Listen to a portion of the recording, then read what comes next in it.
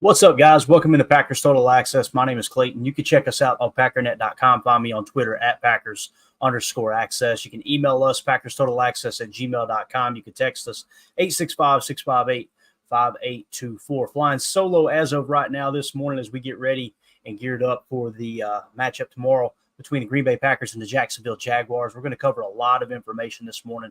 Got some great chatter here in the comments section as well. We're going to hit on a few of those. So I'll do my best to keep up with it. Like you guys always hear me say, when we're flying solo, it's a little more difficult to keep up with the chat, just so there's no dead air for those who are listening on the podcast. But first things first, let's go ahead and give a quick shout out to the good folks over at Ticket King, the official ticket provider of Packer Fan Total Access Live. Wisconsin-based since 1992. Specializing in Packers tickets. They're Wisconsin's largest ticket source with offices next to Lambeau and in Milwaukee. Just click on the link in the video description. That'll send you to theticketking.com where you can register for free as a customer and go ahead and start shopping for your Packers tickets. Again, that's Ticket King, the official ticket provider of Packer Fan Total Access Live.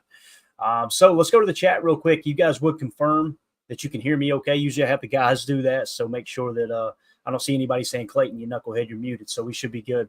Let's go to the chat. Let's see, Jarrell Lee, obviously become a member here of the PTA Posse on YouTube. Appreciate you, Jarrell. Thanks for hanging out this morning.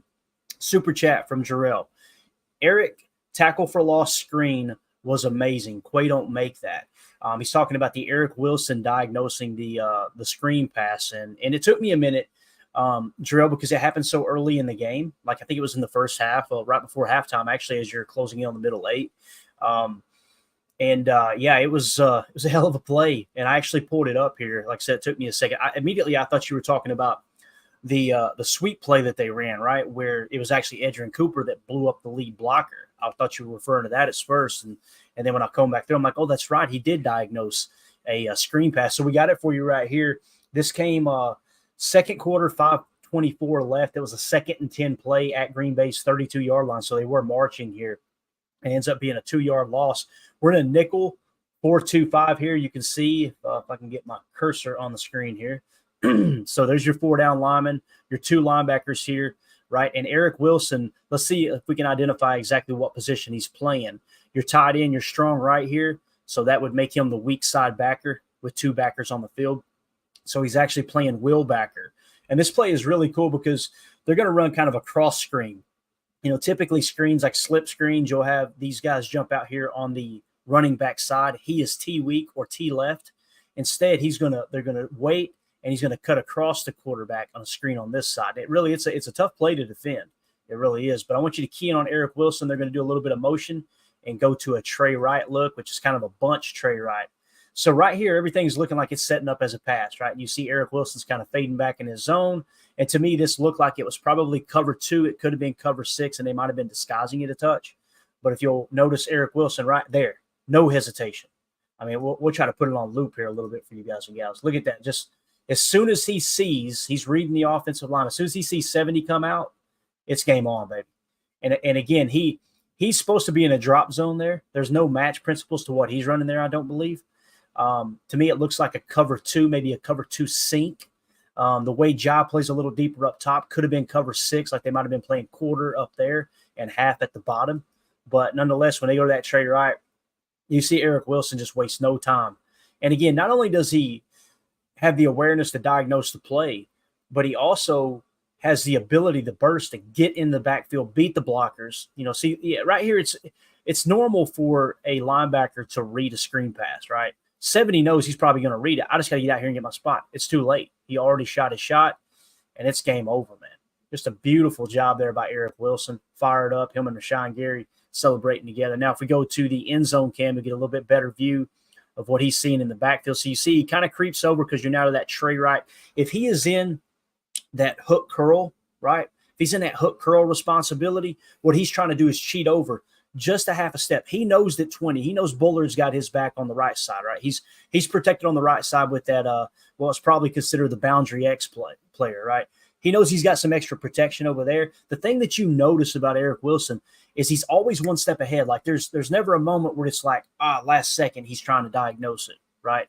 Reads it immediately. Okay, with the motion, I'm going to cheat to that side. Just so happens that's going to be the screen side.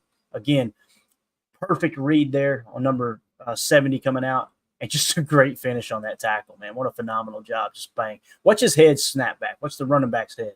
That's a big boy hit right there. And Mixon is pissed off. He had no shot of turning that into anything. And it's all because one player, one defender, and Eric Wilson just reads and reacts. No hesitation. Bang. Great play. So I'm glad you brought that up, Jarrell. Now, to your comment about Quay, I agree. Listen, Quay is a physical specimen, right? There's no two ways about that. Quay is one of the most physical linebackers in the game of football. The problem is with Quay, to me, it just seems like he's always a half a step late. And it's not because he doesn't have the quickness or the burst. He's a half a step late because he's a little bit slower in diagnosing the play, if that makes sense. So that's the big thing that sticks out to me about Quay. And, as much as I want Quay to pan out and I want him to turn it around, and I have faith he will. Like I said, he's got all the physical tools, and I think seeing Edgerrin raise his game as a rookie, seeing Eric Wilson come in off the bench and play at such a high level, I think a rising tide raises all ships. I think that you will see Quay Walker start to raise his game a little bit, but I can't disagree with you, man, on that. Eric definitely diagnosed that better than what I think we would see Quay do it. And hopefully Quay will surpass him in that regard, right? Jarrell with another super chat. Evan Williams breaks down like Atari Bigby. Man, there's been so many different comparisons to Eric or Evan Williams. I keep saying Eric Wilson. Evan Williams. I've heard people say he reminds them of Micah Hyde. I've heard some people say he reminds you of Nick Collins, and now we're hearing Atari Bigby. Give me the best of all those guys. Like, give me Nick Collins' ability or physical tools to get to the point of attack when he needs to, whether it's against the run or the pass. Give me Atari Bigby's thump that he brings, right? Like you said, the way he breaks down and tackles. As I think about it here, Atari Bigby breaking down and tackling, especially when he would play Buzz or he would play Robber, I can see the comparison there. And again, Atari Bigby, it was rare that Atari Bigby missed a tackle. He was a fun player to watch. We got Tim joining us here now from Green Bay. Tim, man, do you remember the Atari Bigby days? Were you you wasn't a Packer fan back then, were you? Yes, I was. You know that, man. Of course. And I remember the Nick Collins days, too. Of course. Yeah. I will say this, though. Evan Williams is Evan Williams. Well, that's who he reminds me of. He reminds me of Evan Williams. It's easy to make those comparisons because we love to do that. We do that with our quarterbacks, too, right? We compare them to our former greats. But Evan Williams is a beast, and he came in this league ready to play, so I'm gonna call him a one of one. He is him, as they say. I'll tell you the grades he's putting up right now, man. He's the highest graded rookie in the league as it sits right now. So, and you can go, well, that's just PFF, and I completely understand that standpoint. But when you turn on the tape, I can't think of one time this year where I go, oh, Evan, what are you doing? Not one. He's just been solid, been consistent. And that's the big thing about PFF is, you can have, I think I heard Balaga talking about this the other day, and more specifically with the offensive lineman, you can have, and thank you for the super chat there, Drew. You can have a great game and only screw up 2 or 3 plays, and that's what the fans will remember, right? PFF is very similar. It only takes 1 or 2 mistakes to drop that grade down significantly. I personally like that because you're striving for perfection, right? I would much rather grade it that way than some people who turn on the tape and there's just never anything negative to say, right? Like that's living in fairy tale world. That's what that is. Like you're the land of make believe, as the meme says. So I like to try to find the things that are wrong and not to harp on them as a negative, but to just try to understand, okay, here's what needs to go different in that regard. So let's see who else in the chat. Nick McSwain says, really hope the Packers can play their most mistake-free game tomorrow and can carry that over to next week. Going to need to be as close to perfect as possible to beat the Lions. See, Nick, we're talking about the Lions, right? Talking about the Lions. Got to get past these Jaguars, man. I'm just telling you. I know what the numbers suggest. I know we're 4-point favorites, but you got to put all of your energy, all your focus into not allowing Doug Peterson to jump out to a lead. Everybody likes to dog on Doug Peterson, and he's just, he should be fired already, and I got you. And I know this isn't your opinion, Nick. I'm just kind of thinking out loud here. But this is a guy that won a Super Bowl with Nick Foles. Nick Yeah, Nick Foles, right? Nick Foles is the quarterback. Yeah. I couldn't remember. I always get him and Nick Folk mixed up. So Nick Foles as his quarterback. You're not going to convince me he's a bad football coach, right?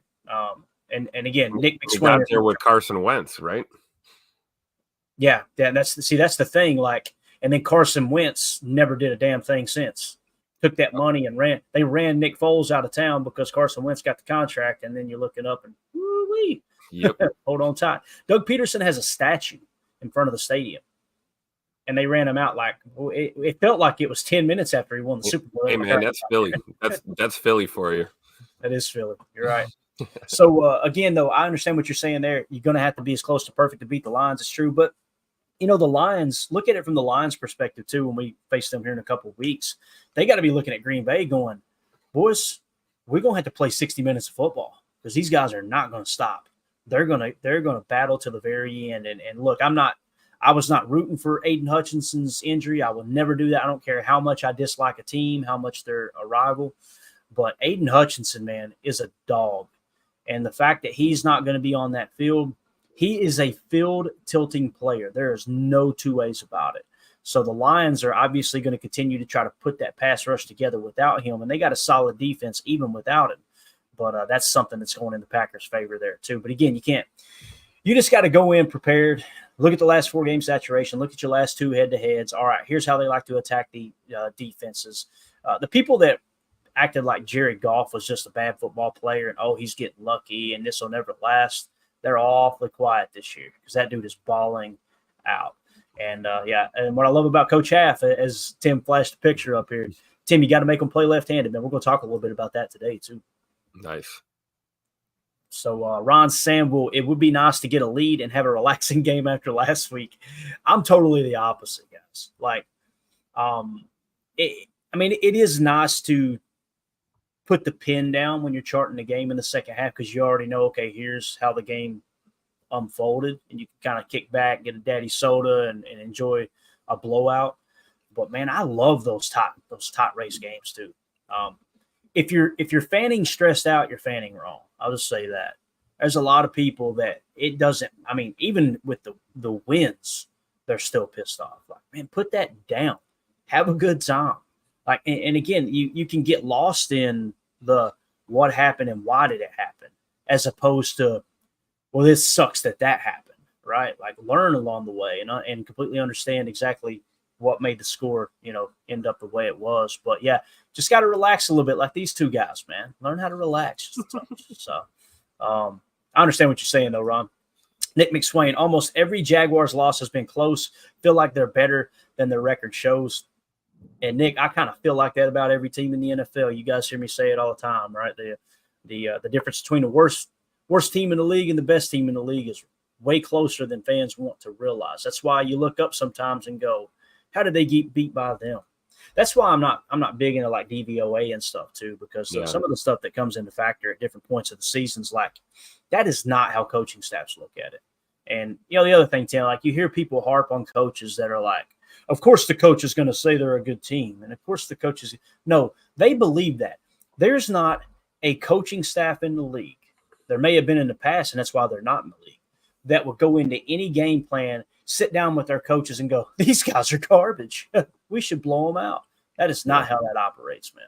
They don't even, that's like high school type stuff. And even high school staffs probably don't even run their squads that way. Yep. Which, by the way, man, Friday Night Lights last night was absolutely awesome.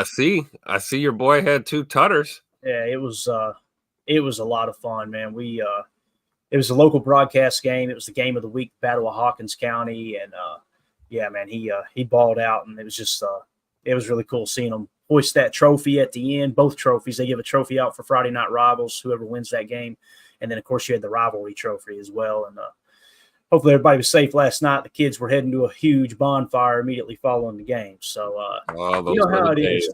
I grew up in the 90s, so when I hear bonfire and things like that, I immediately think of how we acted. And I'm hoping these kids are a little different nowadays. If you don't know what I'm talking about, just go watch Varsity Blues. Exactly. That was us. I knew you were going to say that. That was us. So anyway, and hopefully none of those kids are watching and go, oh, we should try that. No, you should not. No, you should not. I don't want your life. And we're not talking about the bad acting either. We're just talking about the shenanigans that happened at the high school level. Bad acting? What do you mean? That everyone should have got an Oscar for that movie, man. The acting was spot on. I love it. I could watch it over and over and over, man. It's a good flick for sure. All right, let's see where we need to switch gears to. Yeah, let's talk a little power rankings. I don't do this often. Let me make sure we didn't miss anything in the chat. I think we're good there. Okay. If you catch me missing a super chat or something, Tim, you just fire it up on the screen. Here's the thing, too, Tim. If you've got a comment that kind of applies to what we're talking about at the moment, and I know you usually typically just throw them up on the screen. We'll talk about them as we go. You know what I mean? That type of thing. Because there's been many times I've looked back and been like, crap, I should have read that. But I know you guys don't want to interrupt me. I'm a knucklehead. You're going to have to interrupt me. So I usually don't get into power. Are you big into power rankings, Tim? We kind of talked about this the other day. Yeah and no. They're fun to look at. I'm not, because here's the thing. They're fun to look at. Just 33rd teams power rankings would be interesting.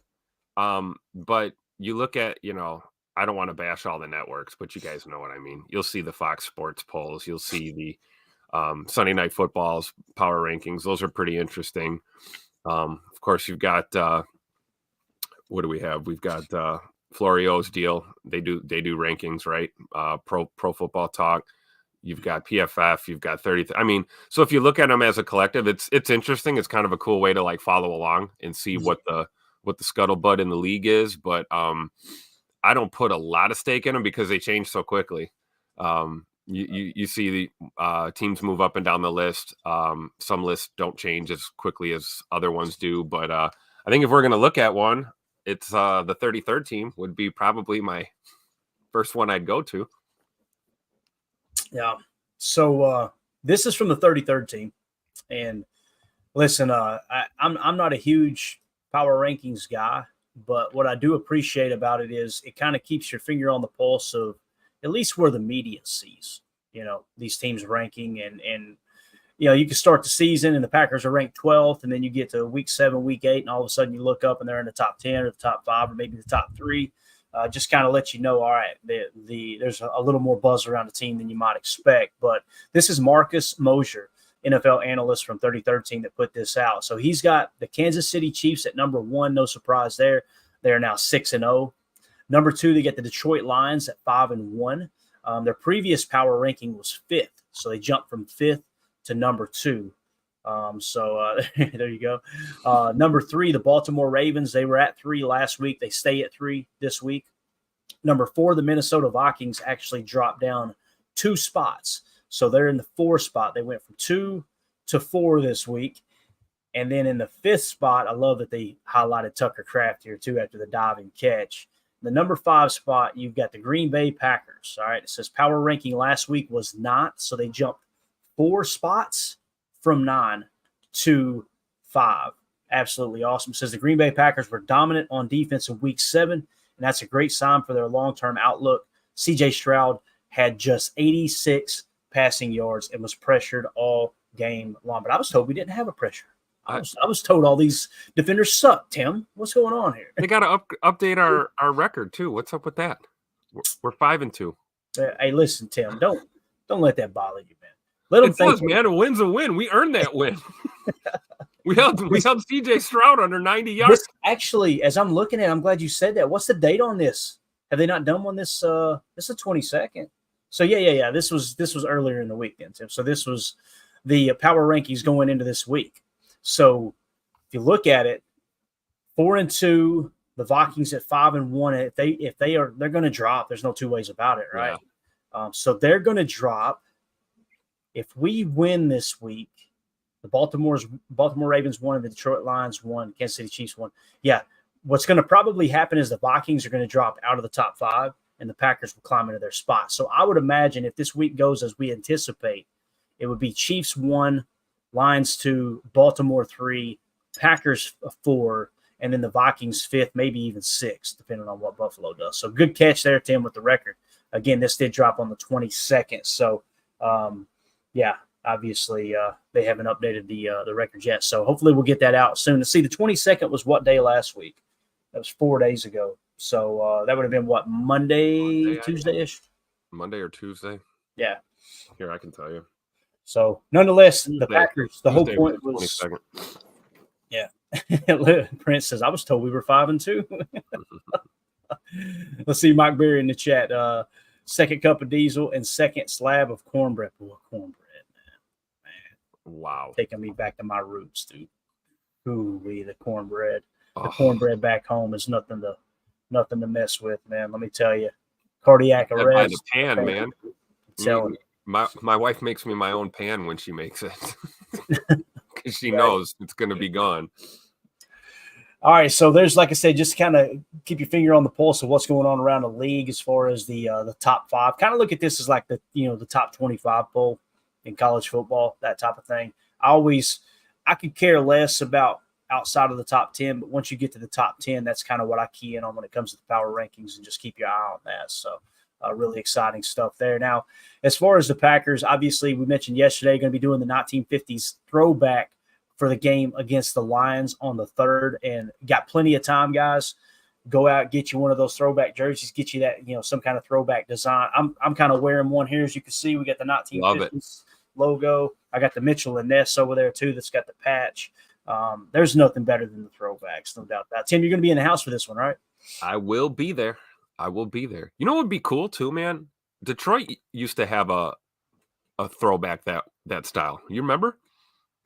Detroit had a all silver helmet, and they had blue jersey, solid silver pants. That was back. They wore that back when Barry Sanders was still running the ball for them. I think I can see it as you're describing it. I can see the uniform. I know exactly. That would be kind of cool if they both teams went that route. But I believe the home team has the choice as to what the uniform situation is. So I'm sure we'll just see Detroit in their road unis. But yeah, I'm excited.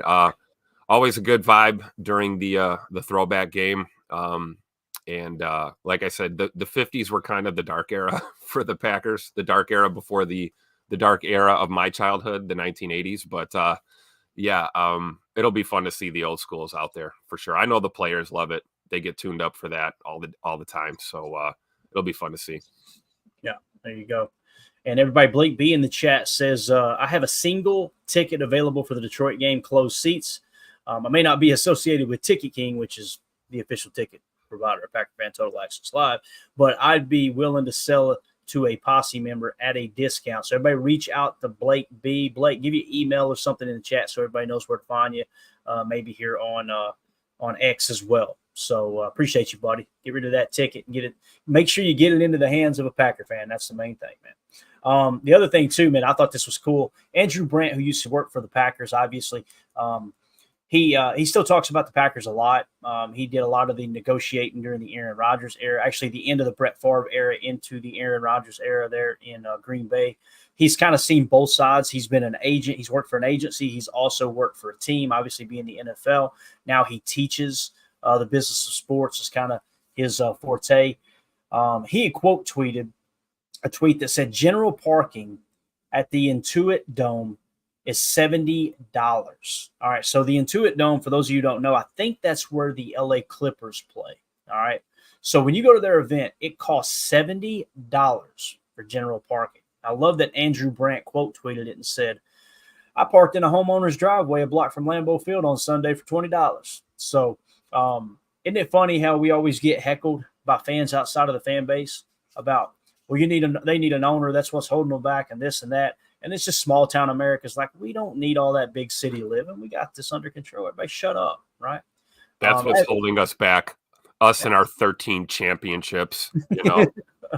As always, too, it's funny how every, like when you take an organization and I don't think this is political, get the government the hell out of the way, both local, federal, we as United States citizens can be responsible enough to take care of each other. There's things that the government, I got you, man. You got to have it. I understand. But in a situation like this, well, we got to have this parking lot. We got to build this huge parking structure. We got to dump all this money. Oh, by the way, we're going to make the taxpayers pay for it, right? All these things. And then at the end of the day, the Packers are just like, you can park in my front yard. It's all good. That's how you handle problems, people. Again, I know it's deeper than that. I'm being a little bit we'll get away from it. It's all right. I thought it was cool that Andrew Brandt pointed that out, though. Paid $20 to park in somebody's. You might have parked the same place I parked last time I went there. There's a lovely little neighborhood over by Crow's West, and that's the spot, man. $20 parking. Heck yeah. Don't get me wrong. There's a few $40 and $50 spots on some of those driveways too. Like you said, yeah, I'm sure. Yeah. Free market capitalism at its finest. I love it. Get your paper. Yep, and get closer to the stadium if you want to. Exactly. That's anywhere you go, right? You want premium parking, you want to be close, you're going to pay a little more. But it is awesome to go to Lambeau and get spoiled with free street parking and cheap parking on people's driveways. You got to love it. Or right on their front lawn, It's always just a driveway. They'll let you park right up on their porch.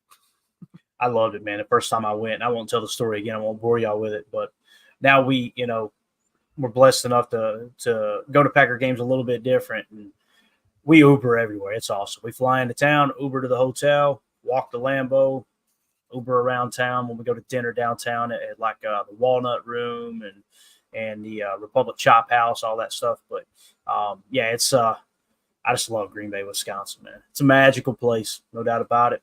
All right, Josh Jacobs. This is cool. PFF tweeted this out. Not PFF Packers, but PFF put this out. Catch them if you can. Most missed tackles forced on both runs and receptions combined across the entire league. James Conner 1, Najee Harris 2, Jordan Mason 3, Kenneth Walker 4, Bijan Robinson 5, 5 and actually tied for Bijan Robinson is Josh Jacobs with 29 missed tackles forced, both runs and receptions combined. Listen, there's some people that are saying Josh Jacobs isn't worth the money. I could not disagree more. This dude, the way he runs his running style, I think it's fit for the winter too. Like when you see him run on Sunday, he is shifty. He's got that hop step. There's so much he can do with the football in his hands. Obviously, he got his first receiving touchdown here with Green Bay, which is absolutely awesome. But the big thing with Josh Jacobs is he runs with heavy feet, in my opinion, and that's not a negative. Like when you see him run, he kind of stomps a little bit when he runs. I think when the snow starts flying here and the weather turns and you get some of these weather games, some of these other quicker backs are going to struggle to keep their footing, especially when they're on the road in Green Bay. Yeah. I think Josh Jacobs is going to be it's like this. Tim, you get that little dusting out there, right? A front-wheel drive, it'll do the trick, right? Yep. The old Mustang, I've had a couple Mustangs in my life. That was like my favorite car. That was, the poor man's luxury sports car there, if you will. The old Mustang, yeah. Exactly. You don't want to get that thing out in the snow, right? There's a lot of running backs in the league that kind of run that way. Josh Jacobs, though, man, throw that Dodge Ram in the four-wheel drive. Yeah. Let's go, right? That's what I was going to say. Josh Jacobs is a all-wheel drive, not a rear-wheel drive for sure. Yeah. And I know what you mean about that heavy feet and saying that in a positive way. That's where he gets a lot of that jump cutting from. You see him, it's like he's quick. He's got the quick twitch. He knows how to find the seam, but he doesn't waste any motion back there in the backfield. And one thing that doesn't get talked about enough with Josh Jacobs is his absolute patience as a ball carrier. Yeah. He will let that play develop, give that line time to make a block. And if it's not there, then, hey, he gets creative. He'll do what he's got to do.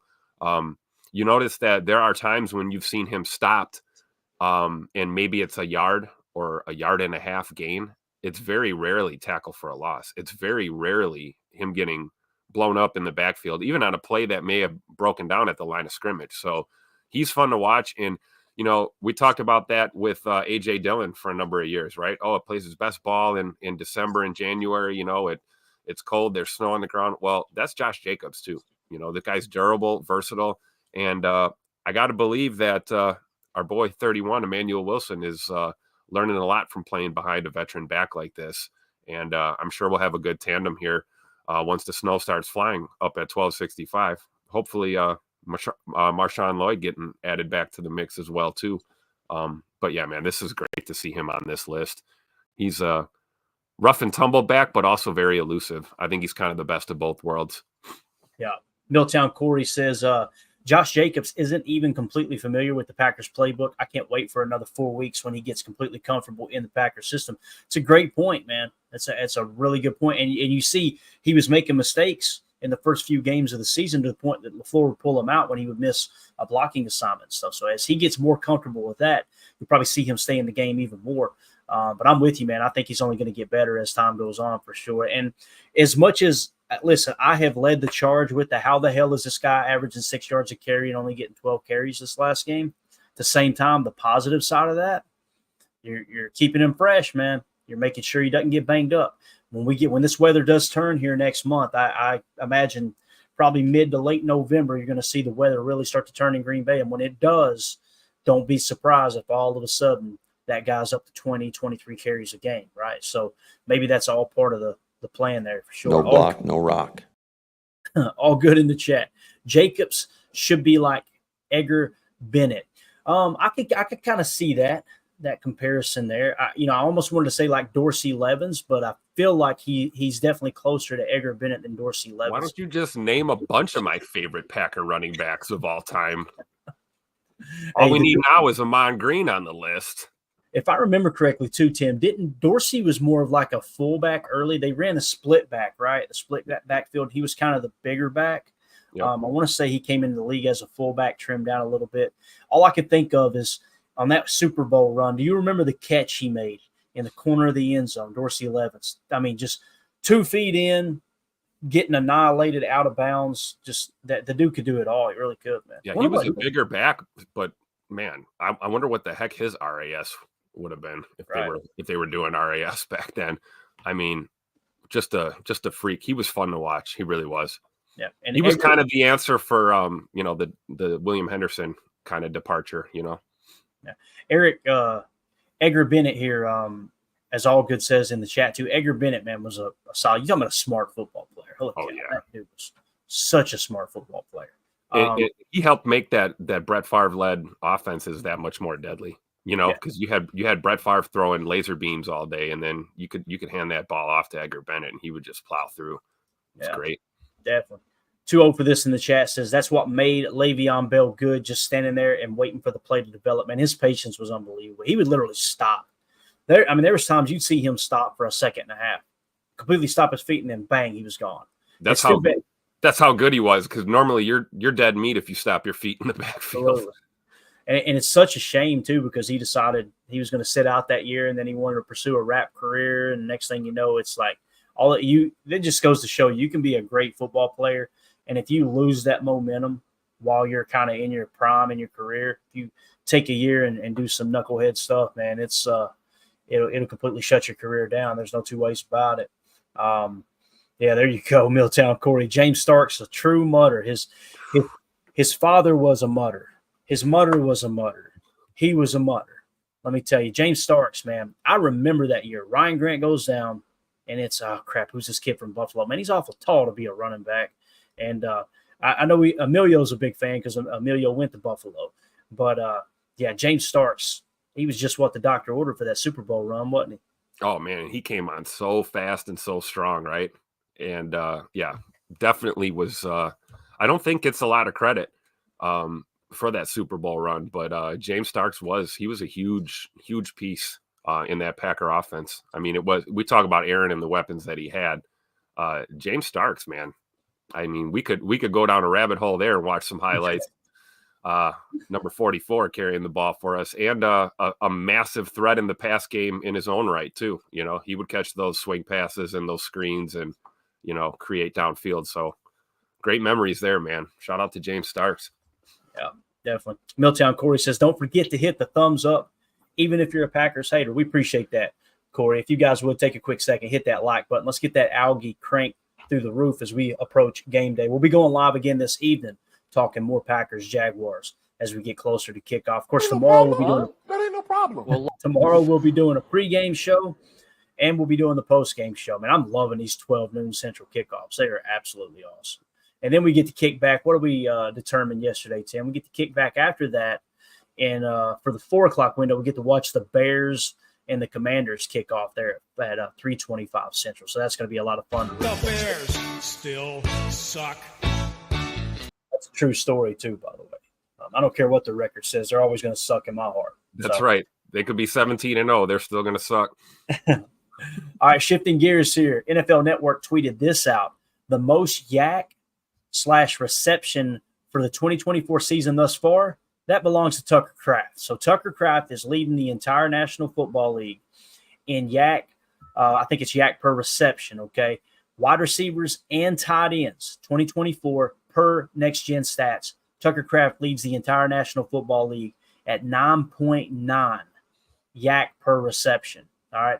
Second is Rashee Rice with the Chiefs at 8.3. And then, oh, by the way, in third place, Jaden Reed at 8.2. They're ahead of Khalil Shakir, wide receiver Deebo Samuel, and wide receiver Jamar Chase. I don't think people realize, and again, minimum, this isn't a small sample size, minimum of 20 receptions. I don't think people realize just how damn good Tucker Kraft is. And again, you look at the PFF grades, and they're important. They're important to take those into account too. You guys know it hasn't made chalk talk, but I've talked about how on tape I've seen him do some stuff, and it's like, Tucker, bub, we're running the ball. Why are you 6 yards down the field trying to block somebody out of we're passing the ball. Why are you 6 yards down the field trying to run block someone out of bounds, right? There's things like that on tape that's probably hurting his consistency, according to PFF. But man, when you need a play and you need some yak, I don't care if it's that quick shoot route, that flat route, or if it's the one we seen going down the seam when Jordan changed at the line of scrimmage in that tray set and just hammered that skinny post. That diving catch, Tim, that's not normal, man. That is not normal. No, and I've watched that play probably 50 times. I'm sure you've watched it 100 times. Oh, yeah. And I see exactly what Jordan was talking about, how he wanted that ball on more of a flat trajectory than it was. Because if he did hit that throw like Jordan wanted to, Tucker probably wouldn't have dove. It probably would have hit him right on the numbers and stride for the tutter. But that's just, that's a guy making a play for his team, right? You want to see that. You want to see your tight end and your receivers willing to lay it out and make that diving grab. A lot of goofy things go wrong sometimes when you lay out like that for a football. You can pop a shoulder, things can go crazy. So guys are hesitant to do it sometimes. But you see Tuck Norris, man, he don't care. He's going where that ball is. He probably saw it too. He's coming on his route and he sees the ball out and he's probably going, uh-oh, that one's going a little further out. I'm gonna have to get out here for it. And he did. And it was a great play, right? I mean, this guy is just like I said, he's the Swiss Army knife of our offense. What do you need? You want yak? He'll give you yak. You want run blocking? He'll give you run blocking. You want him to run over, flex under center, and get you a yard on a 3rd and 1? He'll do it. I love it. I'm waiting to see if they let him throw the ball. You never know. Right. Hey, you're right, man. You never know. He's kind of done it all up to this point, man. I can't wait to see that tush push again. Yep. The cheese squeeze, whatever you want to call it. I don't know what you want to call that. Squeeze. We'll call it that too. This is pretty cool. I was coming through because I was trying to find a still grab of him making that catch down the seam. I can't find it. But a friend of the show here, Anthony, you can follow him at Anferny, ANFERRRNEY. I believe that's right. This little screen grab's a little wonky, but this cracked me up. He said, I love that Tucker Kraft got drafted and went from farm boy to yak god in 16 months. Look at this difference, Tim. Look at this guy battle tested over here on the right. For those of you on the pod, the one on the left looks like an accountant, right? Clean shaven, no facial hair, no paint on the face. The hair kind of looked like it's like a photo shoot. The hair's blowing in the wind. There's no tats on his arms. And then you go to the one on the right, and this dude looks like Braveheart or something. The hair is just completely messed up. This is mid-game. Got the war paint on, got a full beard, tats all over the arms. Love it. And I love that he's outspoken about his faith too. Dude's definitely a man of God and looking. He talked about last year. God, what was it? He talked about our boy Josiah DeGuara. Everybody was picking on Josiah DeGuara, and listen, rightfully so from a football standpoint. The guy was just not playing well. But the thing that stood out was Tucker Kraft actually talked about how important he was to the locker room and talked about how he was holding Bible studies and all that. It's just cool that Tucker Kraft as a young man's acknowledging what's really important in life. And again, man, this shot right here by Anthony is just unbelievable, man. Let's see. We actually got that touchdown too as I was combing through, just searching Tucker Kraft, looking for that screen grab. Obviously, we didn't find the screen grab, but we do got this, Tim. We'll hit on real quick. So shout out to IKE Packers Podcast, and they actually had tagged. Go give Cincy Fan 16 a follow on X, right? At Cincy, CINCIFAN 16. Here's a shot of that touchdown from the crowd. Let's check it out. Come on, Tucker. Where you at, Tuck? I love how he called it. Called it out, didn't he? Sorry if there's language. Going to 85. We're going to 85.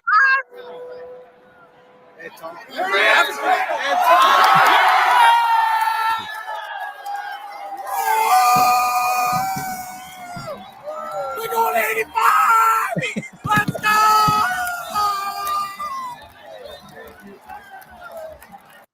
How awesome is that, bro? We got to give that a quote tweet. Let's get that a quote tweet right live on air too. This has never happened. This is a PTA exclusive here. All right.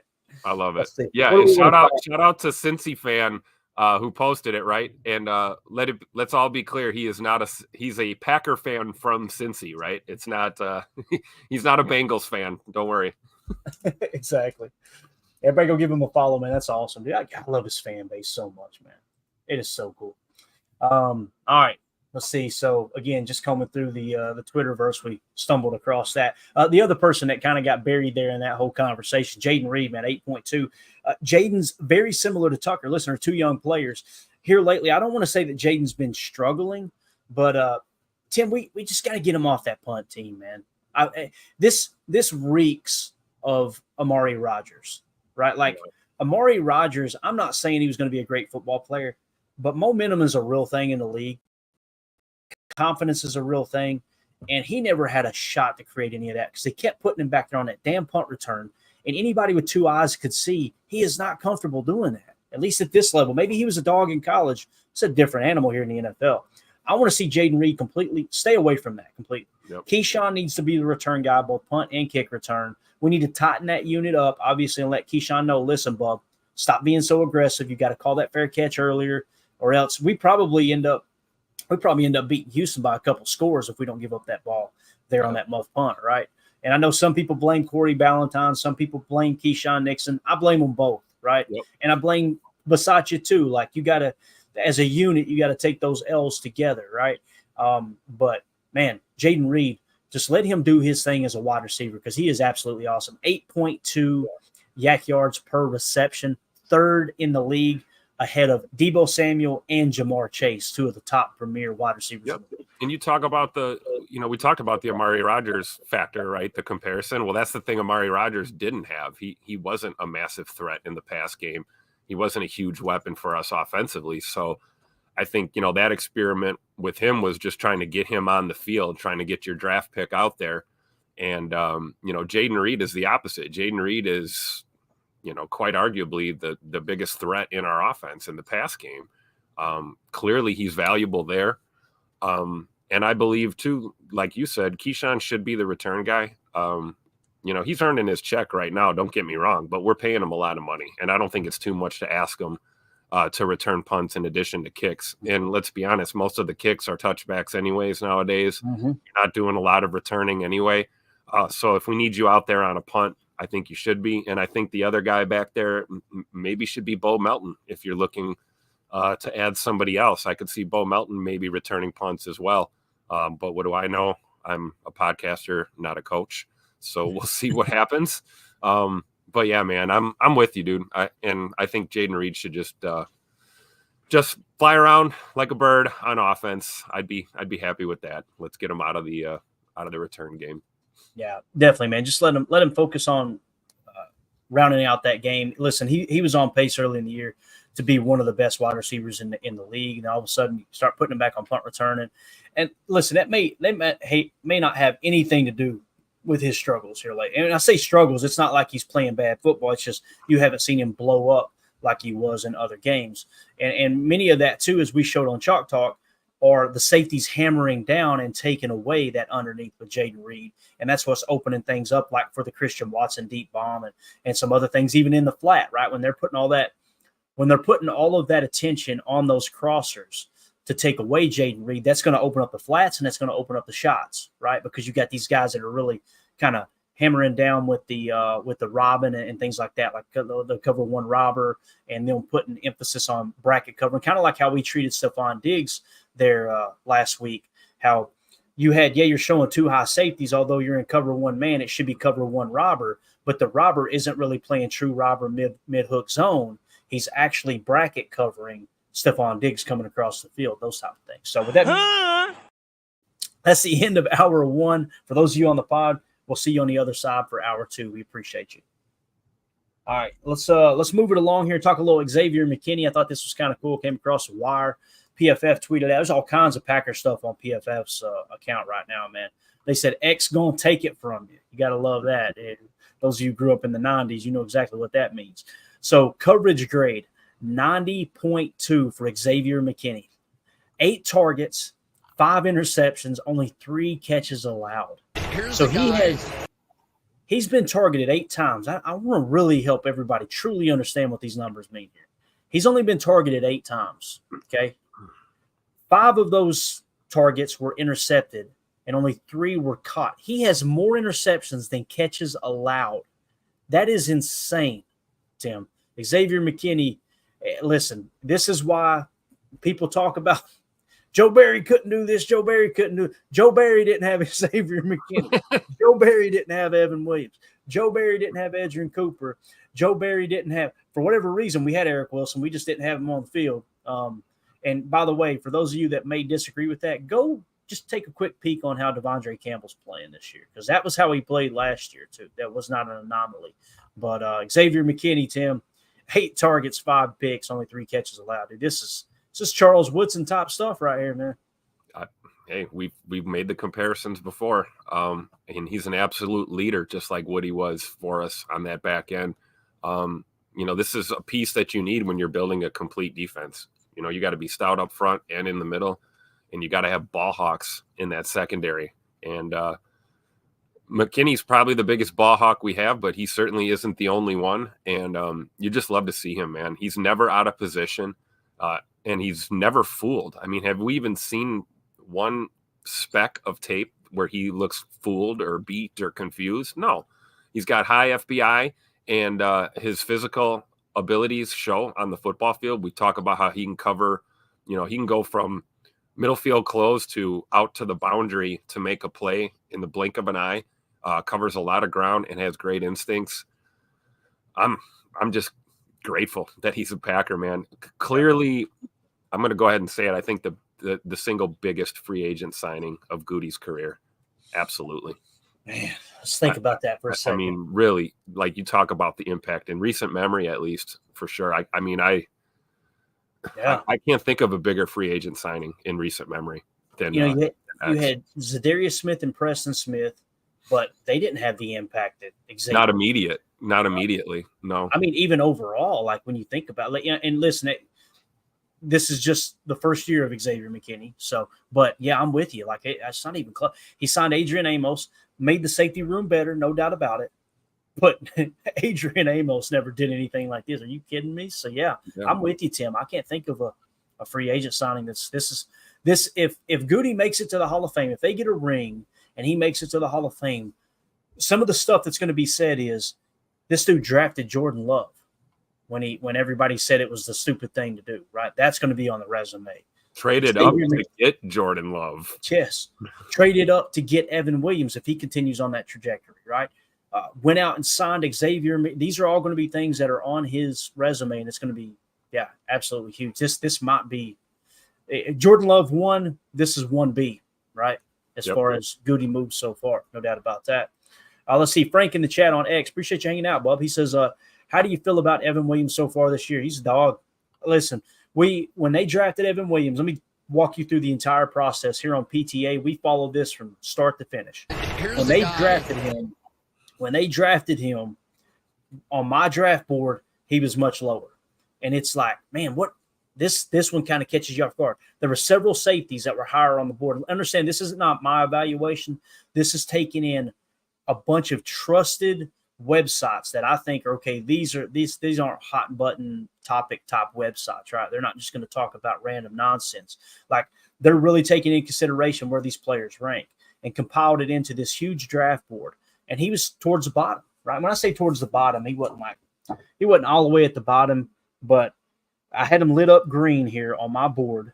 And the reason being, was because, like, if they're in the green, that's the Packers are all over them. Interviews, maybe Senior Bowl. I can't remember exactly the criteria. It's like 3 or 4 different criteria that was met. He met their minimum requirements for that position that they like to draft as far as physical tools go, all those things, right? But the overall rankings, I had him 1, 2, 3, 4, 5, 6, 7, 8, 9, 10, 11, 12, 13 from the bottom. So honestly, he's probably middle of the pack. I always say we had him low, but we kind of had him middle of the pack. But the Packers traded up and got it. So on air for our draft party, which we'll be doing another one this year, we'll actually be live in Green Bay this year, which is going to be awesome. Already got everything squared away there. Heard it from a fan right here. But when they drafted him, we pulled up the highlight reel and like, okay, what's up with this guy? Let's see what the big thing is. The thing that stood out was his run defense was just off the charts. His ability to pursue, read angles, close on the tackle, finish the tackle, absolutely harassed the hell out of Caleb Williams in that game between Oregon and USC. That was a big thing. But the thing that I didn't see was the pass defense, right? You didn't see him picking a lot of passes off. You didn't see him batting balls down. Now, what you got to take into consideration is when you don't see a lot of highlights of him doing that, it means they're probably not testing him either, right? So that's where we kind of overlooked that a bit. So he gets drafted. Here's my point. He gets drafted, and he just comes out and lights it up in training. What do you have, like 5 interceptions in training camp or something crazy, Tim? Every day. Yeah, I mean, he was the first of that rookie class. He was the first name that was jumping off the film, jumping off the stat sheet. The name was ringing bells immediately. Hey, this Evan Williams kid might be the real deal. I mean, we saw that immediate. You're talking about immediate impact. This guy showed up ready to play ball. Yeah. And so training camp, you've seen it. And I will always be this way too, man, because the hype train is real. Like you get the hype train going, and then all of a sudden this player isn't the next Joe Montana or Ronnie Lott, and everybody's like, cut him, he's horrible. Devontae Adams, right? Same thing. Yep. So training camp is like, all right, well, we got to see it in the preseason, right? Let's see when he's going against somebody that's not teammates. He did it in the preseason. And then after the preseason, it's going, all right, we got to see it. Let's see it in the real game now. Preseason don't really count. He's done it every step of the way. He's checked the box. Goody trades up for him. That says they had a tremendous amount of value stamped on Evan Williams for them to be willing to trade up and take him when they did, right? That checks the box. Training camp checked the box. Preseason checks the box. Now the regular season checks the box. We're in week 8 still trying to find, maybe this isn't real. No, this is real. Evan Williams is a damn dog. I think him and X together for the next 4 years at a minimum. Holy cow.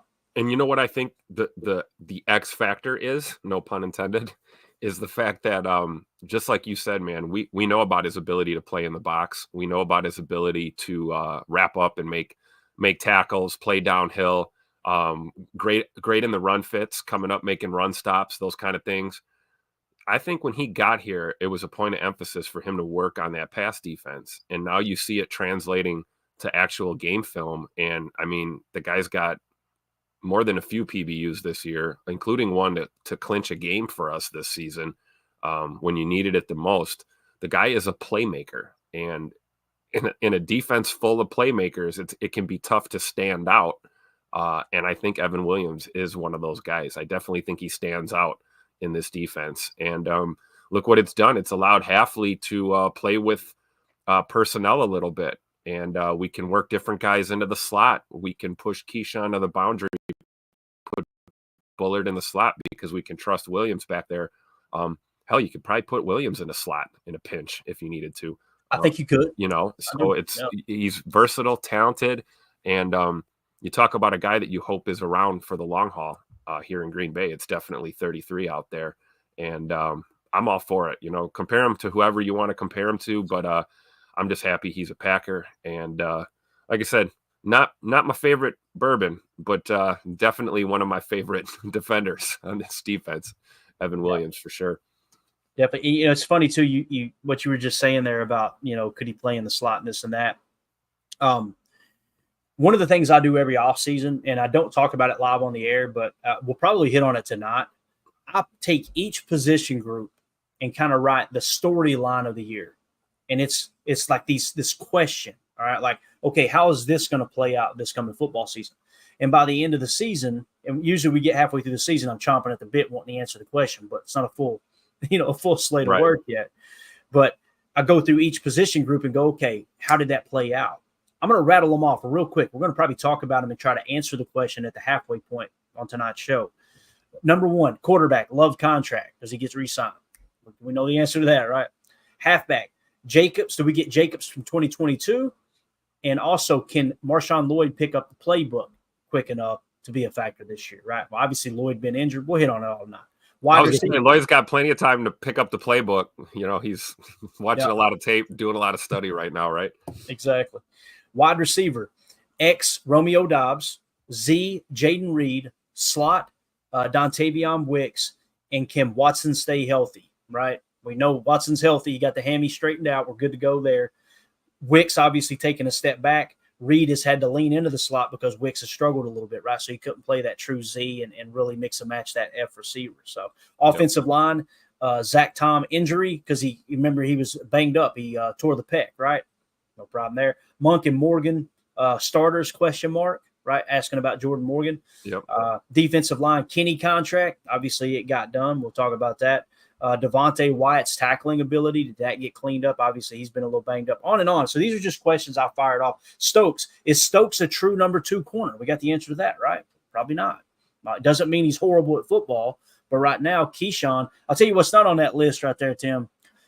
Keyshawn going to the boundary. Man, right? That's out of the blue. That has really made things interesting because when I saw that, I was like, is that K9 on the boundary? And then I'm watching him play, and I'm like, he doesn't look bad out there.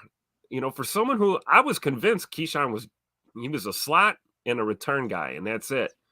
Now you pepper this in, and it's like, oh, now we've got freedom. We talk about the flexibility to move guys into the slot. I was not prepared for the fact that Keyshawn could move to the boundary, and we've seen that. Clearly, they like him out there. We're kind of seeing the Eric Stokes Jr. experiment is kind of, things are transitioning now, and they're not afraid to put Keyshawn out there on the boundary. Yeah, definitely. So, again, Frank, to answer your question, we're feeling great about Evan Williams, man. I think the hype is real. Carl K in the chat, show the new draftees Evan Williams tape and tell them this is what we expect from you. And, when you say it like that too, Carl, it kind of comes across like we won't accept anything other than this.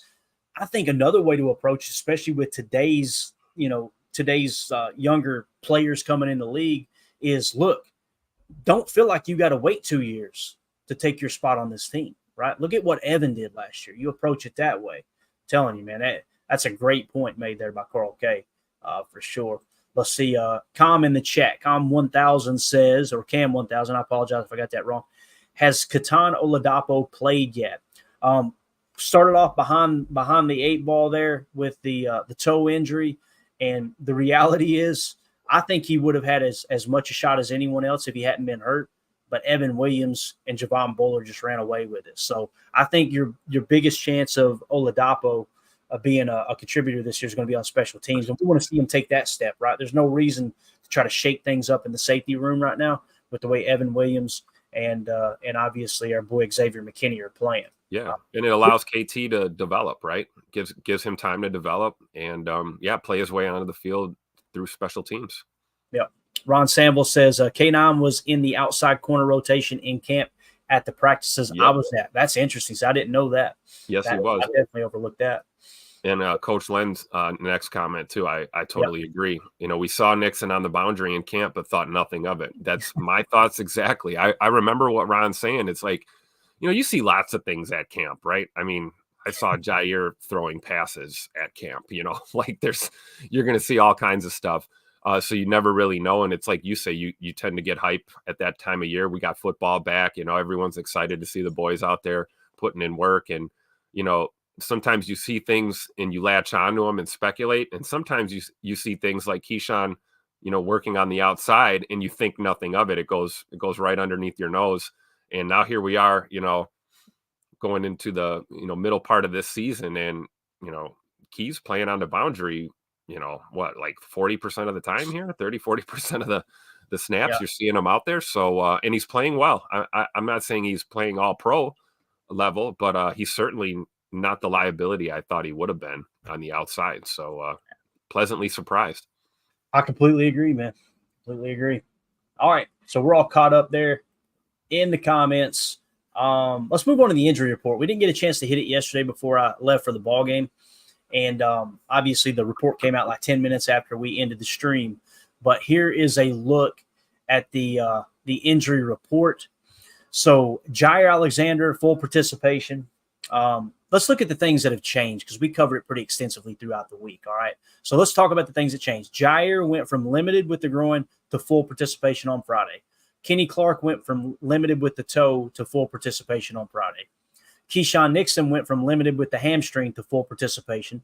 Jaden Reed with the ankle went from limited to full participation. I've seen people in the chat talking about his ankle. That's another thing that's probably come into play with Jaden Reed. We need to keep our eye on. That could be why he's not been as productive here lately. And if I remember correctly, too, he actually hurt his ankle on a punt return, I think. So all the more reason to just keep him the hell away from that punt return team.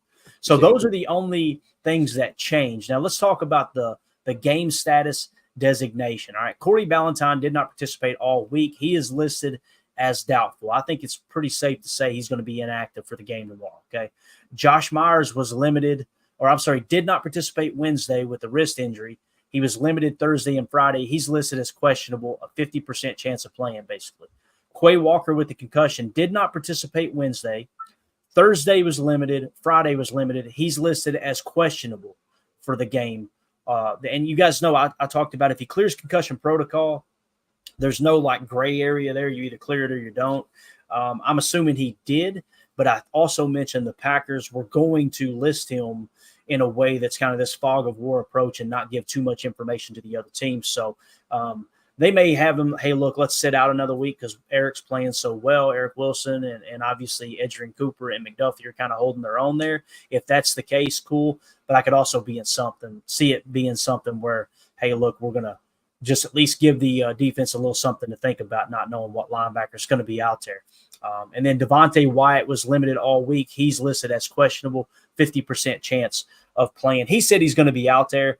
Just kind of reading the tea leaves with the beat reporters and everything, they're making it sound as if he's going to play based off what I've heard. But LaFleur is making it sound like it's still up in the air.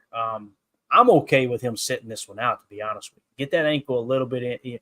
The worst thing that would happen to him, let's say that you do go out there, and again, I'm not predicting this because you guys know any given Sunday, any team can beat any team.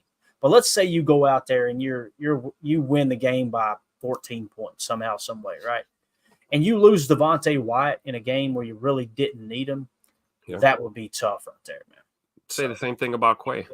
You know, like you said, maybe there's no sense of urgency to get him back out there. I feel the same way. Especially looking at Colby Wooden here above Devontae Wyatt on the injury report. He was full all week, right, with the knee, full participation. So Colby Wooden's going to be good to go 100% for Sunday. Do we get a better look at him, see a little bit more snaps for him, and maybe we're not in a rush to get Devontae Wyatt out there? Because you're right, man. It does you no good to win a thriller or boat race Jacksonville either way if you lose Devontae Wyatt for the long term. You know. Yeah. Only other thought I had is looking at Scoot here. I like how they're handling him. Limited early in the week and then full participant yesterday. So clearly Scoot is going to go again, and they're watching that ankle and probably making sure that he's not re-aggravating anything, but also keeping him, up to game speed and ready to go. So hopefully Scoot has a big game on Sunday. Yeah. And of course you had the Twitter doctors out in full force saying it's a high ankle sprain. And obviously Christian Watson's dad was on Twitter swatting him away going, you guys don't have a damn clue what you're talking about. And everyone just kind of wrote it off like, all right, Christian Watson's going to be out for several weeks. And then bang, you talk about a tough player, man, being able to come back from that injury. Yeah, he's hurt. He's playing hurt, right? If you're hurt, you can play through it. If you're injured, you can't. You're injured. You can't play. And Scoot is a guy that clearly is dealing with he's got kind of a flat tire there. That's okay. I'll take Scoot with a flat tire over half the receivers in the league with two tires. So it's all good, man. He got a lot of flack his first and second year for being glass and can't stay healthy and all of this. And you hit it on the head, man. I think people do not give Christian Watson enough credit for his toughness. You talk about a guy. I mean, let's run film. How many times do you see him running right across the middle catching hospital balls and laying it out there for his team. So Scoot is tough as nails, man. I will not stand for any Christian Watson slander at all. Yeah, definitely, man. Check out the can you read this okay, Tim? Yeah, I'm full screen and got my face up by the screen. Cool. So why don't you just kind of break down those players that are questionable there? Just list those off real quick. I got to take care of something real quick. I'm going to stay on here, but I got to take care of something real quick. If you'll just read off the questionable players for the Jaguars there for me, man. Oh, sure. We've got Travis Etienne Jr., their running back, with a hamstring. He was limited all week. He's questionable status. So, again, probably 50-50 chance that he goes. We've got Foye Olukun, their linebacker, with a foot injury, limited all week. Questionable as well, 50-50 shot. Man, you're giving me all the tough ones here, Clayton. Izzy Otemu, defensive tackle with a calf injury, also limited all week. Questionable game status. We've got Cam Robinson, their old lineman, in the concussion protocol, did not participate Wednesday, participated Thursday and Friday, so he's questionable. Kind of very similar situation, I'm assuming, to our own Quay Walker there. You've got Mason Smith, the defensive tackle with an ankle injury. No designations for Wednesday and Thursday, and he did not participate on Friday. They're calling him questionable. My gut tells me probably doubtful, probably not going to play if he hasn't participated at all week. But who knows? They have him as questionable for a reason, so maybe there's a chance he can go. And then you've got Andrew Wingard, their safety with a knee injury. He was limited all week. He's questionable. He had the IR designation. He is designated for return. So that's the questionables for the Jacksonville Jaguars. Looks like Eric Armstead's going to go with the shoulder. He was a full participant on Friday, so someone we should watch. Also, Evan Ingram, their tight end, right? Yeah. So the big thing that sticks out to me there is Mason Smith probably not going to play. I would imagine. So, because I appreciate you doing that, man. Thank you. That was just enough time too. All right, let's see. I just had to write some stuff down here. Take some notes real quick. What else did we have on the docket? So simple. Let's go simple version of the injury report. Matt Schneiden does this every week. I love it. He says Packers injury report versus the Jaguars. Here's what it basically means, guys. Doubtful cornerback Corey Ballantyne, questionable center Josh Myers, linebacker Quay Walker, and defensive lineman Devontae White. I would be surprised if Josh Myers doesn't play, but also if all three of those guys don't play in this game, I am totally cool with it. That's really the moral of the story for me. If you need to kick Elton Jenkins to center, fire Sean Ryan over to left guard and let Jordan Morgan get all the reps at right guard, I'm okay with that. Same thing with Quay Walker. If you've got Eric Wilson playing in his place, I think everybody would like to see some more snaps for Eric Wilson. That makes a lot of sense. And then, of course, this defensive line is starting to kind of hit their stride with the pressures. As you've seen, they held obviously C.J. Stroud to under 100 yards passing last week and were just in his face the entire time. No reason to rush Devontae Wyatt back this week either. You want these three guys healthy for the Detroit Lions. That's the big thing, man. For sure. My question with Josh is it his right wrist or left wrist? You know, when you look at your center, if he's got a bum wrist on the hand that he's snapping the ball with, I think that might be a concern. If it's his non-snapping hand, then, tape it up and get out there and play football, right? Yeah, definitely, man. Yeah, I think it's a good point. And even if it is his left wrist too, you know, we're sitting here talking about it, Tim. I know what you mean. It's like, as long as it's not snap hand, we're good. But he's the one who's having to block a 330-pound tackle with both hands. It's like, sure. Of course, we think he can do it, but you're playing through the pain either way. I guess I think the one thing that would keep him out is if, like, all of a sudden all these snaps are going left or right or something, then maybe we keep him out and let him heal up. But there's no doubt you playing injured or hurt in this league, man. Takes toughness, you know. There's no weak guys on that O-line, I'll tell you that right now. Yeah, definitely. Carl K asked the $1 million question. Nobody has said which wrist is hurt. Mystery. I haven't heard it. I'm sure someone has said it. Let me. I'm gonna watch Josh Myers be like, it's both. Both of my wrists hurt really bad. They both have tape. No doubt. I'm gonna search Twitter real quick, and if you want to hit on a comment in there, that's cool. I'm just gonna type in wrist and see if anyone has tweeted out any specifics about it here. Yeah, Ron Sandville in the chat hit it on the head, just like you said here. Offensive linemen need to punch on every play. Wrist injuries are tough. I agree. You know, that's like it'd be like a kicker dealing with a foot injury or something, you know, like You use that on every single play, and you need it. We talk about toughness, but at the end of the day, there's that physical limitation that comes with, being hurt. You can play through the pain all you want, but if that hand or that wrist isn't cooperating with you and you're not getting leverage on your blocks, or you're not able to jam a guy as he's coming across the line, then, we have to look at rotating you out, because now you're, in military, they'd call that combat ineffective. You're combat ineffective basically. So well, time will tell. We'll see what's up with the wrist, but that's a great point that you guys make here. I just combed through and I didn't see a thing as far as the specifics, which that's kind of par for the course when it comes to Green Bay and how they handle injuries. They're going to give out as little information as possible. That's why they say, what's the significance of his injury? It's a toe. Got it. All right, coach, you got it. I personally love that.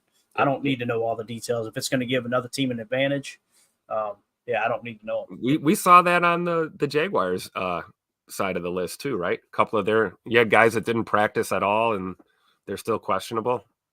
That's because they want us to think they're going to play, right? Even if they probably know they're not. It's called gamesmanship, and I'm here for it. I love it. Absolutely. Let's take a quick look at the Jaguars, kind of at a distance here, if you will. Let's see here. We got a game preview. This is from Next Gen Stats. I'm trying to get it zoomed in where you can see it a little bit better. I know that's going to be very, very hard to read, but I'll give you guys the information here too. Every time I think I've got this set up to where we're not blocking something, it ends up blocking it. And it's driving me crazy, but that's all right. So here we go. So obviously it's a 1 Eastern kickoff, 12 Central. It's going to be on Fox down in Jacksonville. I haven't seen the forecast yet. I imagine it's probably going to be in the 80s, at least the 70s, right? Possibly the 80s. But nonetheless, the Packers currently, if you can see my cursor, they are 4-point favorites as it sits right now. Okay, you can get that -4 at DraftKings Sportsbook at a -112 with the odds there. Over-under is set at 49.5, and the money line, the juice is on the Jaguars at +164. The Packers are -198. So obviously the public is on the Packers in this game. As far as them being the favorite, I don't think there's any surprise there. Now, as far as points per game, 26.6 points per game for the Packers scoring. That's 7th best in the league. The Jaguars are scoring 20.7 points per game. That's 21st in the league. Point differential, the Packers are sitting at +43. That's 7th best in the league. The Jaguars are -49 at 26th in the league.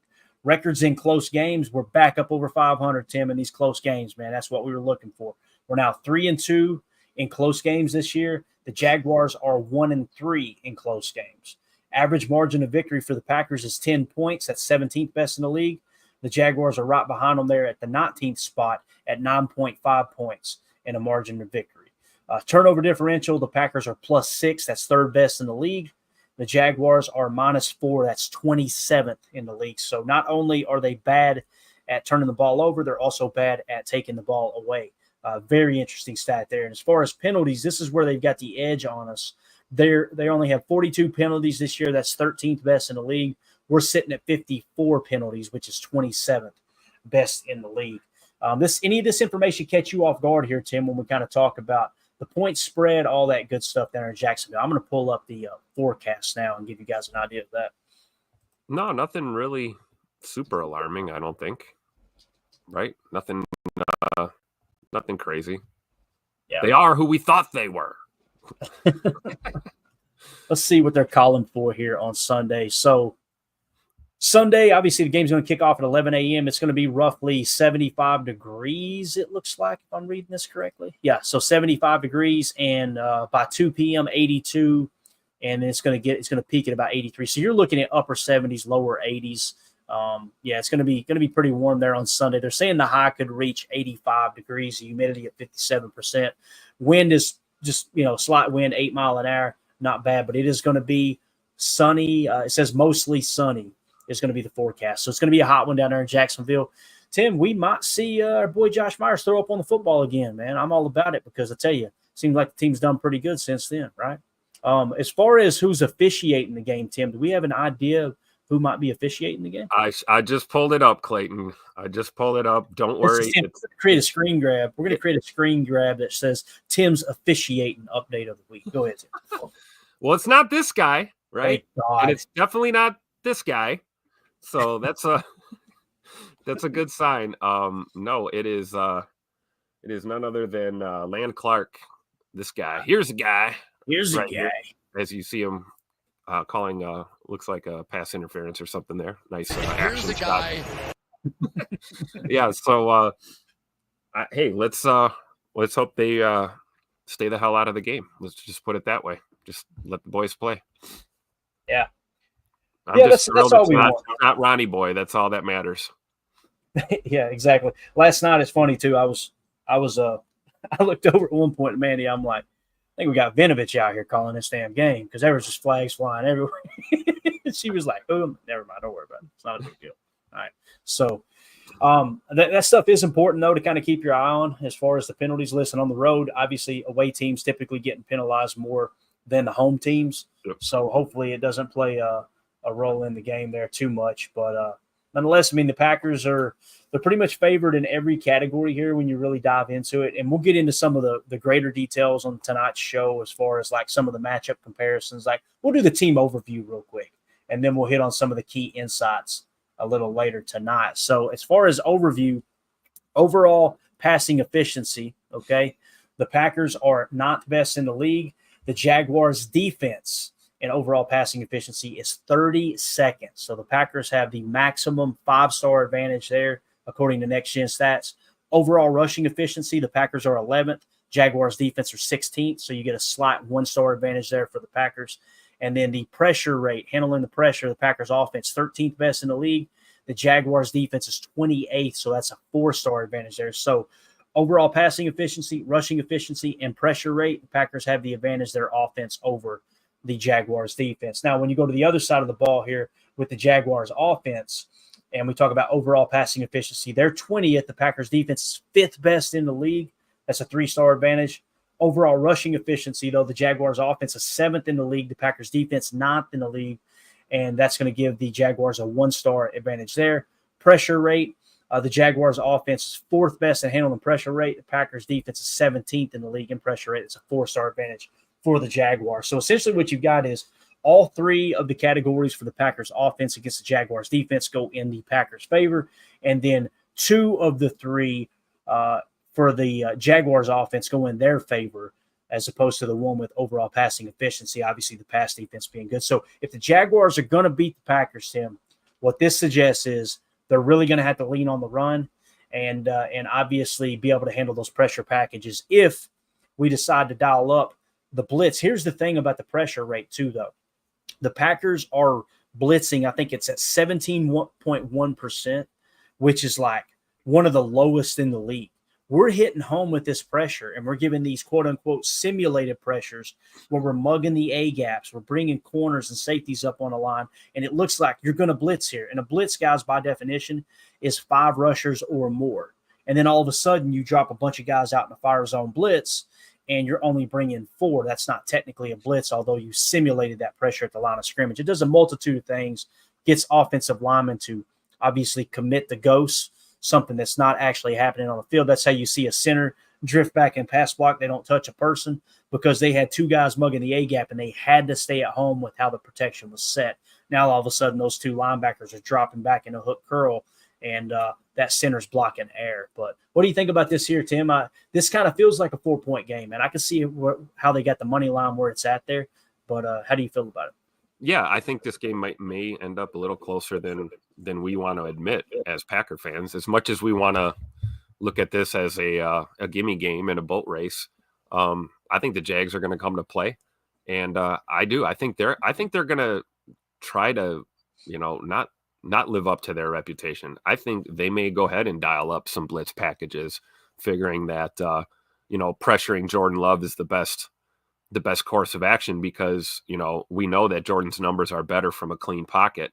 Not to say that he's bad under pressure, but if you want him to make a mistake, it usually comes with that pressure and that pocket collapsing. We've seen it with a couple of those picks. So I think the Jags may come out hot and heavy on defense, and it's going to be up to our O-line to keep Jordan clean out there and let him go to work. Yeah, definitely. I see people asking about Marshawn Lloyd here in the chat, Tim. I'm trying to comb through. Let me drop this down. I believe he's still on IR, I think. Yeah, it's interesting how it's because when is he due to come back? Because I thought his 4 weeks were up, right? Because this is basically, I'm seeing some of the tweets here. No Marshawn Lloyd at practice yet. Went from initially being day to day to a 5+ week absence now. Poor guy can't get healthy. Everybody's asking, is he practicing? Where's he at? Obviously, he's not practicing. Everybody on Twitter is asking, man. They're asking Bill, Marshawn Lloyd progressing at all on IR? ? Let's see if Bill answered that. No, he didn't. So if he comes off or he's designated for return, does that mean he comes off the IR automatically, or does that mean they can designate him for another 4 weeks? Or no, I think the rule is you got to stay on it for at least 4 weeks. But I think I seen somebody in the chat. He's not due to return until for 8 games now. Oh man, I thought he was out for 8 games. So I don't think that's the case. I could be wrong, but I'm not sure. Well, I'm glad we got a late bye. We've got a bye coming up in a couple of weeks, right on time. Give us a little extra time for him. Yeah, the way I understand it is when you put them on IR, they have to stay there for 4 weeks, and then after 4 weeks, you can bring them back at any point. That's the way I understand it. And I think there's a limited amount of players you can do that too, which obviously goes into the factor too. I just don't want to spend a whole lot of time on this show trying to read NFL rules and stuff like that. So if anybody knows, fire it away, and we'll mention it. But we'll see how that shakes out. Nick McSwain Clayton, what about Valentine, bro? That's the big question. Like I'm not sure what's going on with Valentine, to be honest with you. He went from kind of being that guy that he was splitting some of the reps with. And listen, I'm going to give you my opinion. It's just strictly my opinion as a football fan. I don't have any inside information or, I'm just trying to read between the lines. Think about it. The big talking point was how he and Eric Stokes real early in the season were kind of splitting. It was like, holy cow, Carrington Valentine, before he got hurt, was on pace to have more snaps than Stokes. Does that mean that Stokes is out now and Carrington's the new corner? So put that on the shelf, right? And then all of a sudden, Keyshawn gets moved outside. Keyshawn plays well, and now nobody's mentioning Carrington. I think that's the answer right there. I don't think he's in the doghouse. I think that injury set him back.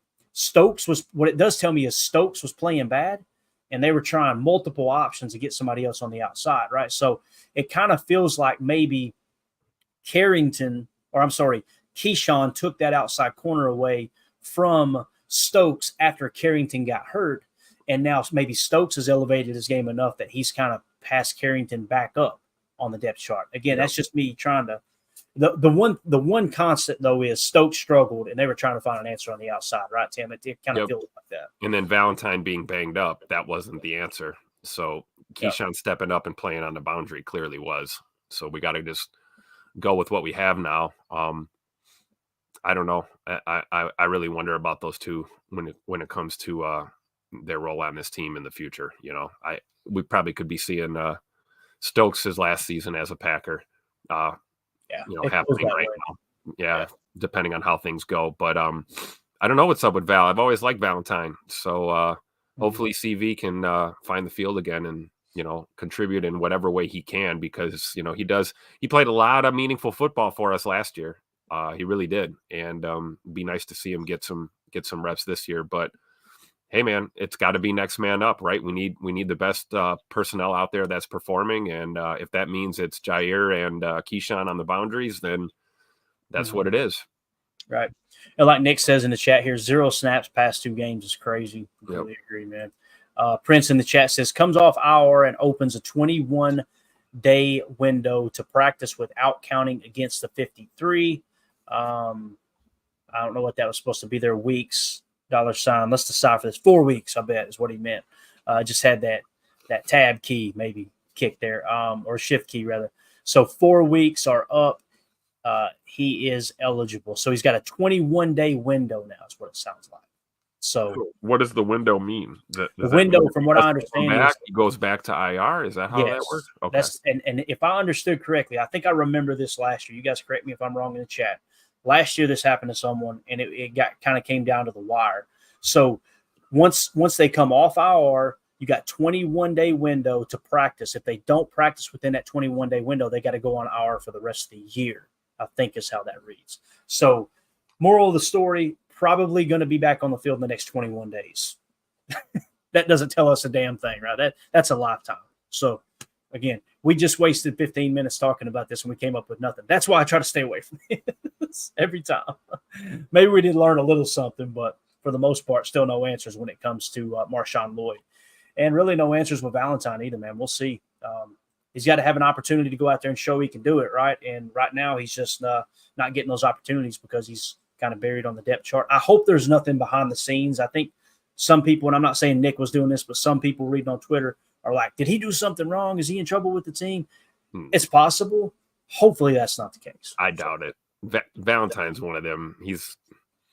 I don't see him causing a ruckus at all. He's a good teammate, well liked, well respected. I don't think it's anything like that. I think it's got to be injury related or it's just performance related. Yeah. If anything, keep an eye on the special team snap counts this week. Let's see if we see him out there on teams. Yep, definitely. All right, that's it, guys.